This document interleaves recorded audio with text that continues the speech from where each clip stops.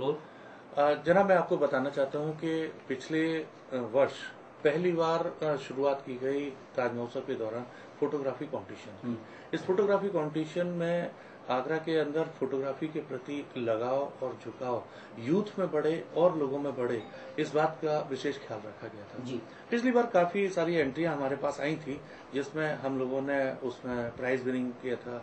कुछ consolation prize थी, first second third prize थी, और फिर उसके बाद कंसोलेशन प्राइज दिए थे। तो इस बार इसमें क्या प्रोग्रेस है? इस बार जो हमने इसमें प्रोग्रेस रखा है, इस कार्यक्रम को पूरा एक नए सिरे से नए तरीके से हमने लाए थे।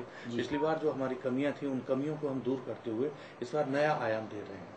खास बात यह है, इस बार जो हमारे जजेस हैं वो दिल्ली से पीटीआई के photo editor mister Subhash Malhotra ji हैं, और दूसरे जो दिल्ली न्यूज पिक्चर्स के photo editor V Ramanathan ji हैं। दोनों को बिल्कुल अलग रखा गया है, खास तौर से इसकी ट्रांसपेरेंसी बनाए रखने के लिए कि जजेस को ना मालूम पड़े कि कौन आदमी किसका पिक्चर क्या है। इसलिए हमने इसमें खास तौर से एक कोड वर्ड का हमने इस्तेमाल कर रहे हैं। जितनी प्रविष्टियां हमारे पास आ रही हैं वो उसमें हम कोड वर्ड देंगे, और उस कोड वर्ड के आधार पर ही वो लोग डिसीजन देंगे। देन फिर उसके बाद उस कोड वर्ड के आधार पर हम लोग डिक्लेयर करने के बाद ही और इसको अनाउंस करेंगे कि कौन first second third prize winning है। तो अभी तक कितनी एंट्रीज हमारे पास एंट्रियां लगातार आ रही हैं, और जिस तरीके से लोगों का एंट्री जमा कराने का जो हमारे पास जो स्रोत चल रहा है, उससे देख के लग रहा है कि काफी लोगों में उत्साह है इस नए इवेंट के प्रति। खास बात यह है, इस बार जो हमने थीम रखी है वो अतिथि देवो भव की थीम है, और अतिथि देवो भव में अगर आगरा हमारा परिलक्षित होता है तो वो हमारी खास बात मानी जाएगी।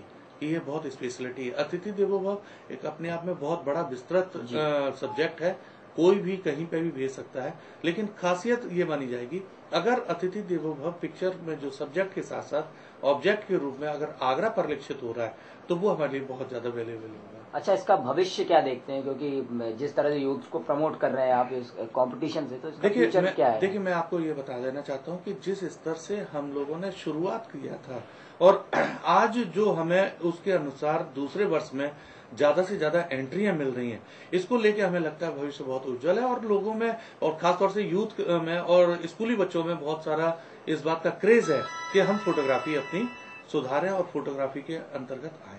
तो मुझे लगता है फ्यूचर बहुत अच्छा है।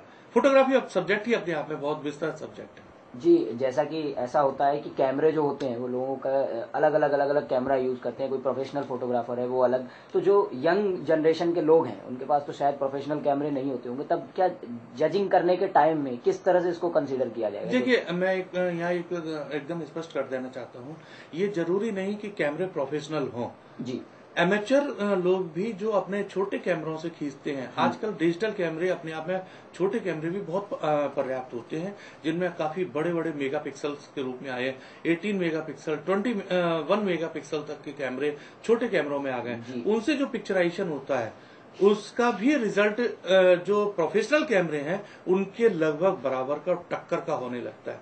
फर्क केवल इतना है कि अपनी सोच क्या है, अपनी दृष्टि क्या है, हम किस तरीके से उस फोटोग्राफ को सोच रहे हैं, क्या उसको लॉजिकली हम उसको दे रहे हैं, किस तरीके से हम सोच रहे हैं, ये हमारा सबसे ज्यादा महत्वपूर्ण होता है। कैमरों का इसमें विशेष योगदान नहीं है, क्योंकि आजकल ज्यादातर डिजिटल कैमरे होते हैं। एकदम ब्रीफ में एक चीज जानना चाहूंगा शुरू से कि अब किसी नए फोटोग्राफर को इसमें एंट्री लेनी है तो उसे क्या क्या करना है? देखिए, फोटोग्राफर जो एंट्री लेते हैं हमारे, ये केवल फोटोग्राफर के लिए नहीं है एंट्री, इसमें एंट्री फॉर ऑल है। जी, जैसे हमने ओपन रखा है, इसमें प्रोफेशनल एमेचर दोनों ही लोग इसमें भाग ले सकते हैं। 10 बाई 12 की साइज का, वो हमारे सब्जेक्ट के अनुसार, जो हमारा सब्जेक्ट है अतिथि देवो भव, उस सब्जेक्ट के अनुसार पिक्चर खींचे। 10 बाई 12 के उसमें तस्वीर को बनाएं और उसमें माउंट करा के वो तस्वीर हमारे जो डिफरेंट कलेक्शन सेंटर्स हैं उन सेंटर्स पे हमारे यहाँ जमा कराएं। जिस समय जमा कराएंगे उसी टाइम उनको एक डिक्लेरेशन फॉर्म अपना करना पड़ेगा जमा।